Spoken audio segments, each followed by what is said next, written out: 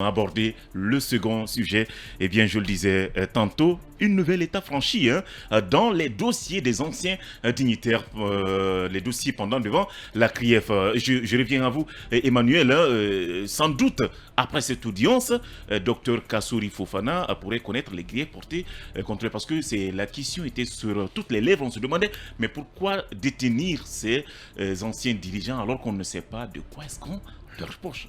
Bon, moi j'ai toujours dit que le temps de la justice n'est pas le temps de l'homme.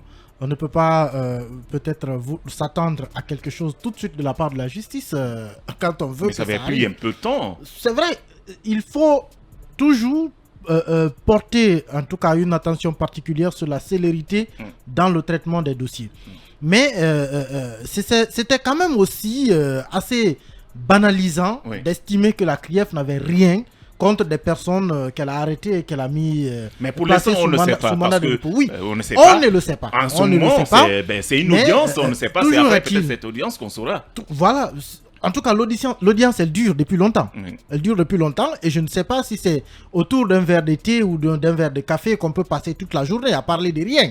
Ça m'étonnerait. Donc cette audience d'aujourd'hui était attendue. Elle était attendue parce que finalement elle permet à la CRIEF de démontrer que Kassory Fofana et les autres ministres ne sont pas en prison pour rien.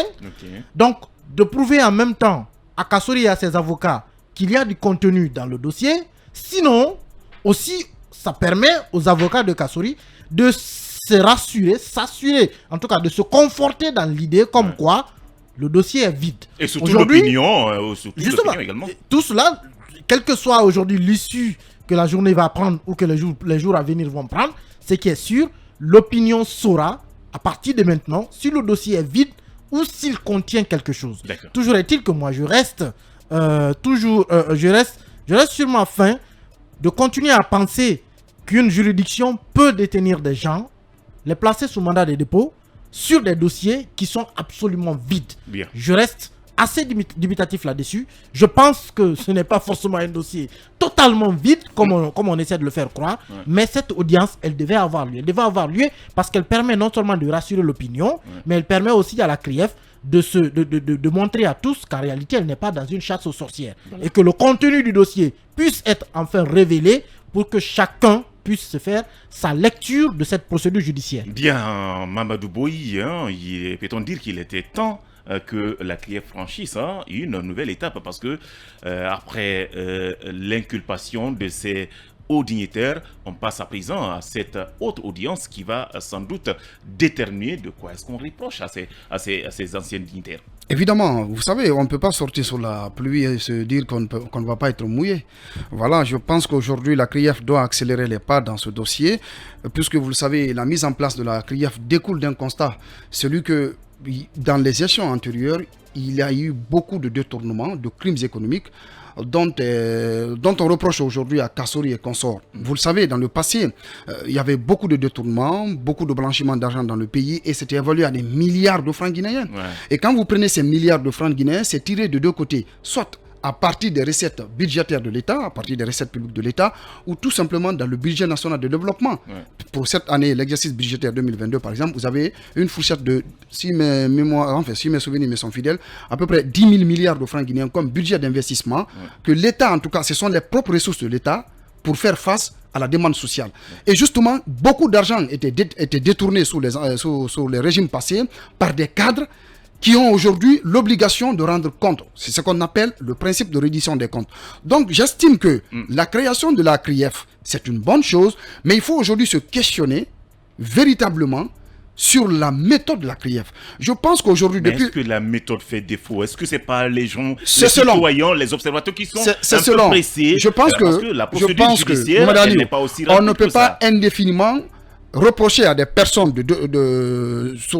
reprocher à des personnes des cas de présumé détournement, les emprisonner et les laisser là-bas pendant tout ce temps. Depuis le 6 avril dernier, ces hauts cadres du pays sont en prison.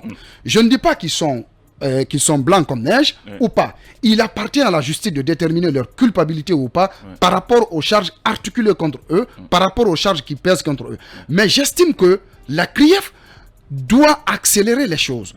Parce que si elle reste cramponnée dans sa tour d'ivoire, ne pas tout de suite traiter les dossiers au cas par cas, pour pouvoir déterminer, oui ou non, si ces personnes sont coupables des charges qui sont articulées contre eux ou pas. Je pense qu'on doit aller vers les auditions. Heureusement que cela a commencé aujourd'hui. Il faut saluer ce pas. L'ex-premier ministre a été auditionné. Et vous savez, l'audition, c'est devant un juge d'instruction. Et le secret des instructions au niveau du juge d'instruction, seul le juge peut le dire. Nous, on ne peut pas avoir accès à ça tout de suite. Mais je pense qu'il faut accélérer le dossier. Il ne faut pas indéfiniment, ou en tout cas continuer à garder ces cadres au niveau de la maison centrale, ou à défaut, on peut le placer sous contrôle judiciaire. Une liberté provisoire assortie d'un contrôle judiciaire, ils ne peuvent pas bouger. D'ailleurs, ils ne bougent pas du pays depuis le 5 septembre dernier.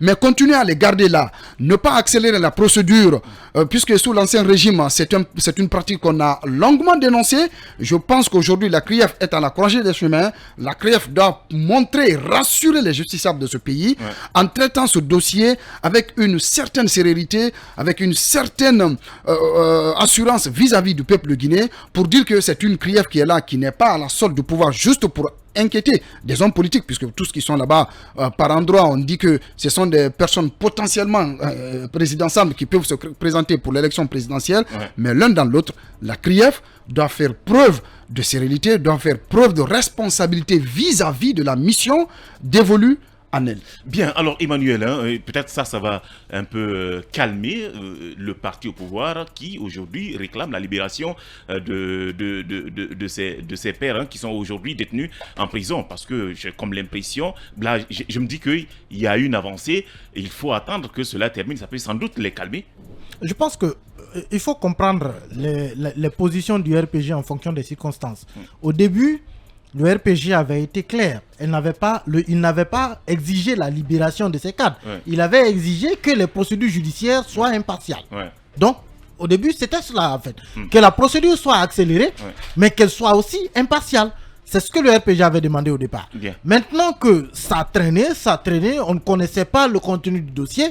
Les anciens dignitaires, Kassouri et les anciens ministres, sont détenus en prison sans qu'on ne leur notifie exactement les charges, le contenu en tout cas du dossier qui est porté à leur charge, sans que on ne sache quand est-ce que les auditions sur le fond vont avoir lieu. Donc tout cela traînait, et c'est cela qui a poussé le RPG finalement à se dire peut-être le dossier est vide. Et à conditionner même sa participation au dialogue par l'accélération de la procédure. Donc finalement exiger la libération de ces anciens hauts dignitaires. C'est parce que la célérité n'était pas là. Maintenant que les auditions sur le fond ont démarré, je pense que ça donne des idées à chaque partie de savoir finalement que la procédure est engagée dans le sérieux. Parce que quand le fond est abordé, ça veut dire qu'on sort des discours, on entre dans les faits, on entre dans les dossiers.